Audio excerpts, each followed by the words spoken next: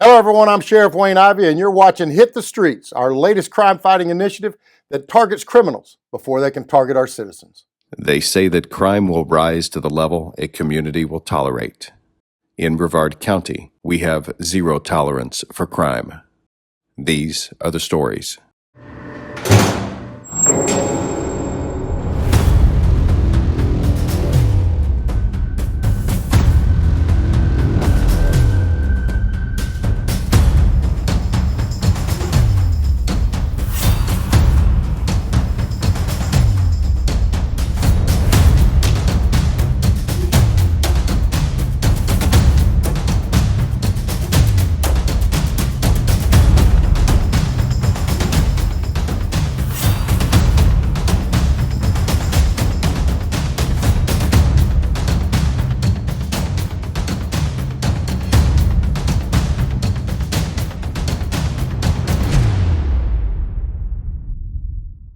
So by now everyone knows that Hit the Streets is a high-intensity target directed patrol unit that works to take bad people off our streets and lock them behind bars so they can't victimize anyone else.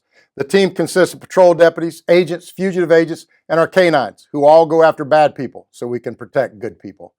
Tonight's episode takes place in our North Precinct, where after a quick team briefing to discuss the high-intensity target areas identified by our criminal intelligence analysts, we assigned our teams and then we hit the streets. To get things started off, our fugitive unit got information from a confidential source on the whereabouts of Steve Marshall Gould, who had been actively evading law enforcement since March of 2021. Gould was taken into custody without incident on 2 active felony warrants. The first one was for 1 count of possession of cocaine, 1 count resisting an officer without violence, and 2 counts use or possession of drug paraphernalia. The second warrant was in reference to violation of drug offender probation, reference possession of methamphetamine, and possession of a controlled substance. Gould was transported to Brevard County Jail, where he was held on a no-bond status. Man, I love our fugitive unit. Those wolves, man, they hunt prey every day. Our next case of the day happened when agents Matthias and Groski stopped a vehicle after the driver was observed not wearing a seatbelt. Once the stop took place, Agent Groski approached Jeffrey Jenkins, who was driving the vehicle and still wasn't wearing his seatbelt. While Groski was speaking to the driver, Agent Matthias made contact with the passenger, Joseph Raymond Osteen Jr. As the traffic stop continued, K-9 Deputy Tyler Haybart and his dog Colt arrived on scene and conducted a free air sniff, resulting in a positive alert, and man, things took off from there. As you can see from the video, a search of the vehicle revealed a clear plastic container in a compartment directly next to the steering wheel of the vehicle. The container had a clear plastic bag with less than a gram of a transparent crystal-like substance that later field tested positive for meth. Also located in the vehicle was a cigarette pack containing a folded $20 bill that was located on the passenger seat of the vehicle, which also held what appeared to be less than a gram of a transparent crystal substance that also field tested positive for the presence of meth.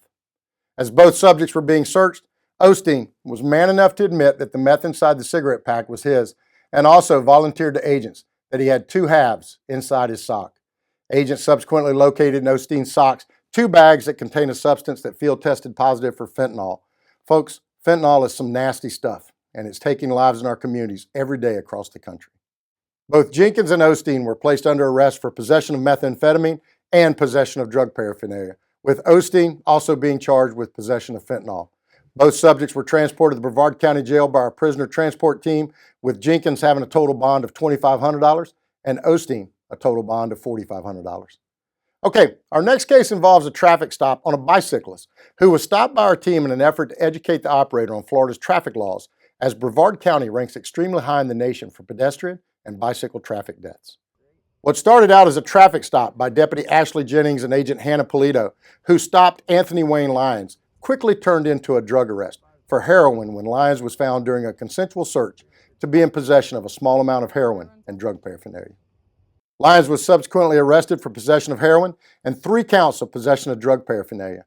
Lyons was transported to Brevard County Jail on a total bond of $3,500 and will hopefully work with our team at the jail and our courts to get himself some drug treatment and get his life back on track.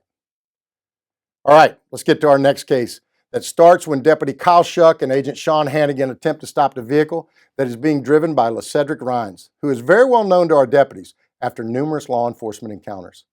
The incident starts after Deputy Shuck and Agent Hannigan are patrolling one of our hotspot areas that were identified by our criminal intelligence analysts and observed a black in color BMW with a paper tag that is being operated by Rhines. Now keep in mind that our team is well aware that Rhines has zero chance of ever getting a driver's license again, since his license has been suspended repeatedly, and he is still operating a motor vehicle out on our streets. Slow rolling. He's probably trying to switch things. Zulu 3, we got a K9 close by. K12, are you in the Cocoa area?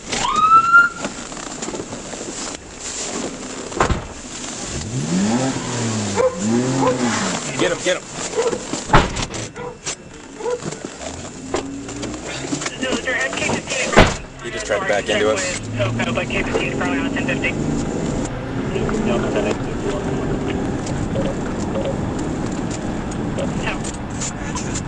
Okay, he just tried to back into us, it looked like. Give us a channel for a second.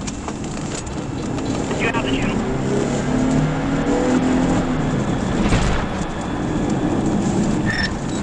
Somebody on the river. North down. City Point possible. 704, did we try to initiate? We did the marked car back off. We're not in pursuit. Marked car is not in pursuit. I'm thinking he must have went back eastbound on Moore because there's no dust on the dirt road north of there. Yeah, he lives up more. The whole Rhines family lives up more. We ID'd him, right? Yeah. So we can write a warrant at least. Yeah. I saw him at the cashier when I drove by. Yeah. Trevor, can any unit advise if there's charges? Fleeing and eluding. We have him identified. Trevor, 1009 west and north. Now, as you can see from the video, Rhines was driving like a madman and actually almost slammed into our patrol units in his effort to elude arrest. While he may have gotten away initially, he didn't get away for good because he apparently didn't think we knew where he lived, and our deputies and agents immediately located his car in a vacant lot next to his residence. Yeah, this is who we saw. It's just the hair was different. He had like a poofy fro. So right there and right there, pieces of crack, so he'll get charged with that also. You drop both his phones?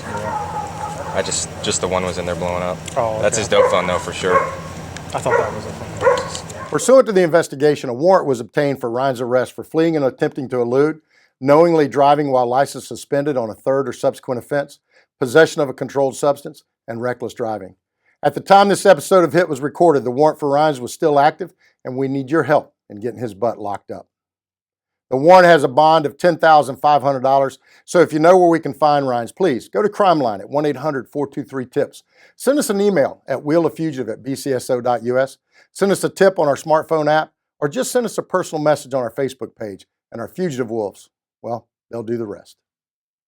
Okay, our last case of the evening was a doozy as Agent Brandon Sellers attempted to stop a pickup truck for a traffic violation, and the driver of the vehicle attempted to flee, but instead crashed into a wall in an apartment complex where a black male driver and a black male passenger fled on foot. While our team was unable to capture the two suspects who fled on foot, we did get a call a short time later from the registered owner of the vehicle, Michael Guillory, who wanted to meet us to make arrangements to get his truck back. What Guillory didn't know was that we knew he had an active warrant for his arrest out of Volusia County, so we were more than happy to meet him to discuss his concerns. Once we met him, yep, you guessed it, we loaded him for an out-of-county warrant for possession of cocaine and gave him a free ride in one of our vehicles to the Brevard County Jail. Well, there you have it, folks. Another great night out on the streets with our HIT team and another prisoner transport vehicle full of people that just can't seem to obey the law. As I always say, crime will rise to the level a community will tolerate. And in Brevard County, we have zero tolerance for crime. See you next time on Hit the Streets.